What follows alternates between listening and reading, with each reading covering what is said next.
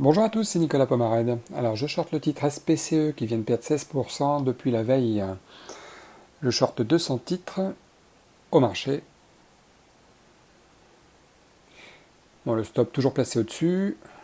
Je fixe l'objectif à peu près là, l'équivalent du stop. Enfin, on va essayer, on va voir.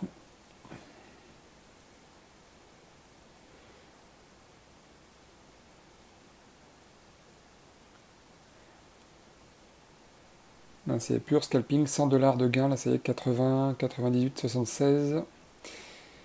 C'est très volatile. Là, je vais essayer de prendre des bénéfices. Ça y est, prise de bénéfice, 100, enfin 69 $ de gains sur le titre, c'est déjà bien pour commencer. Là, j'ai envie d'acheter mRNA ici, en cassure des 35 $. Aujourd'hui, on a beaucoup de candidats, aussi bien à l'achat, regardez, plus 40%, 19%, pareil à la vente, regardez, j'ai pas mal de candidats qui ont chuté énormément. Les indices ont chuté aussi aujourd'hui. Ça y est, je vais acheter au marché le titre mRNA, 120 titres. Ah, ça m'exécute pas. Très étrange. D'habitude, au marché, à l'achat, ça exécute tout de suite. Et vous payez le spread à la limite, mais je suis toujours pas exécuté de la totalité. C'est incroyable. Je vais d'ailleurs essayer de vendre le. En plus, ça se passe pas bien. Je vais essayer de vendre avec le minimum de pertes parce que d'habitude, ça aurait cassé les 35, ça aurait explosé. On a 11 millions de titres échangés à l'heure où je vous parle, là, au bout d'un quart d'heure de trading. Donc, autant vous dire que la liquidité, il y en a. Incroyable, incroyable. Peut-être un bug là sur le titre au niveau du marché là.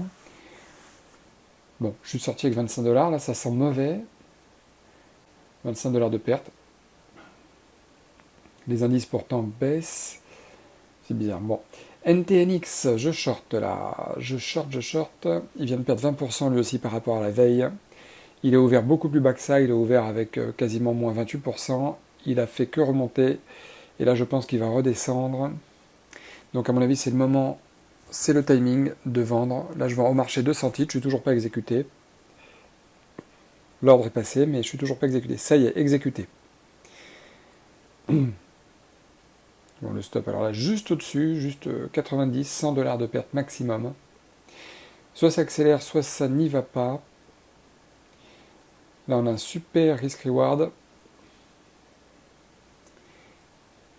Là, je vais renforcer de 100 titres supplémentaires parce que ça devient intéressant. Le carnet d'ordre à droite, là, il y a beaucoup, beaucoup de ventes exécutées, très peu d'achats.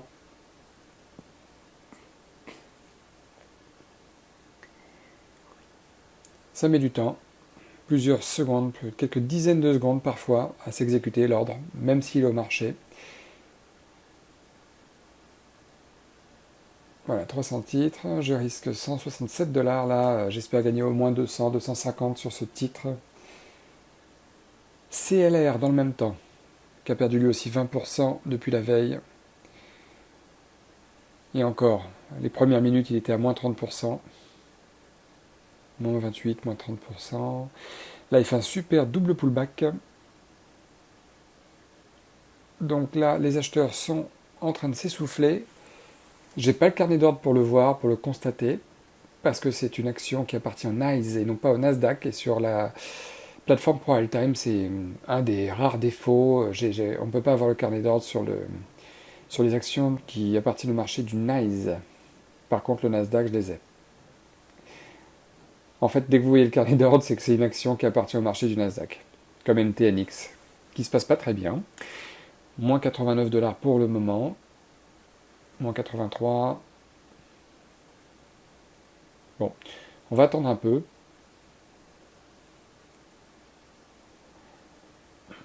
C'est pas non plus explosif à la hausse, hein, ça met du temps à remonter. Là, je vais pas sortir tout de suite sur le titre. Si c'était vraiment piégeux, il y aurait beaucoup de dynamisme pour remonter. Là, ça peine à remonter, donc c'est plutôt. Enfin, c'est pas si mauvais signe que ça. Voilà, on se retrouve là. Alors là, c'est excellent. Ça avorte une seconde fois la remontée, donc là c'est excellent. Vous voyez le carnet d'ordre à droite, regardez bien la colonne des vendeurs. Il n'y a que des ordres de vente exécutés, pas d'acheteurs pour l'instant. très peu. On a aussi des gros volumes en bas du graphique. Par rapport à d'habitude, on a des volumes supérieurs à la normale. Donc là, il faut juste attendre un petit peu.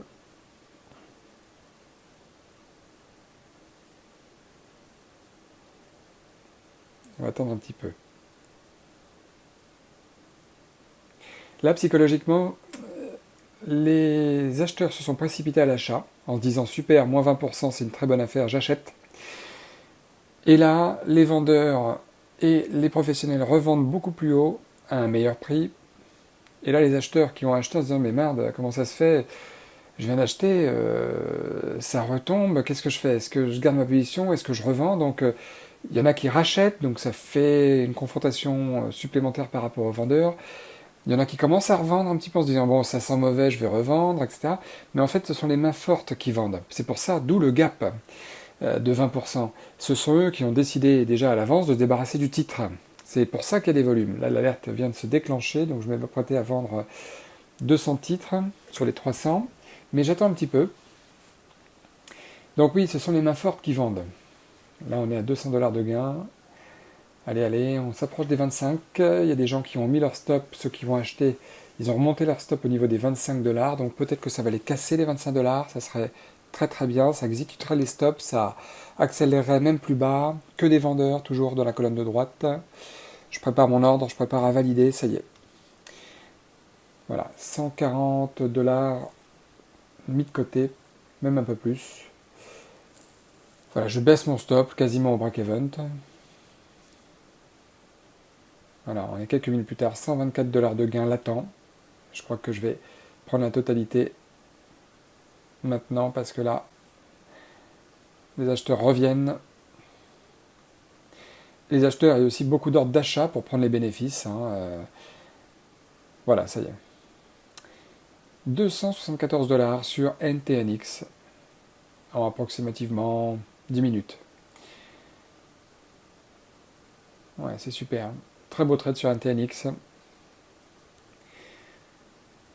CLR, ça se passe pas très bien. J'ai 250 titres. Je vais vendre 100 titres. Je vais vendre 100 titres pour alléger ma position vendeuse, pour perdre moins. Au départ, je risquais 130 $.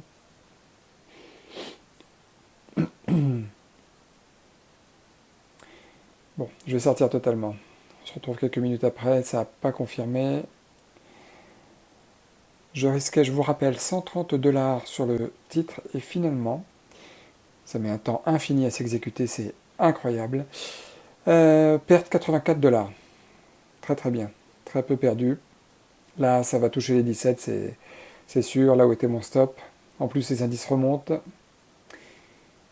Alors, finalement, la journée.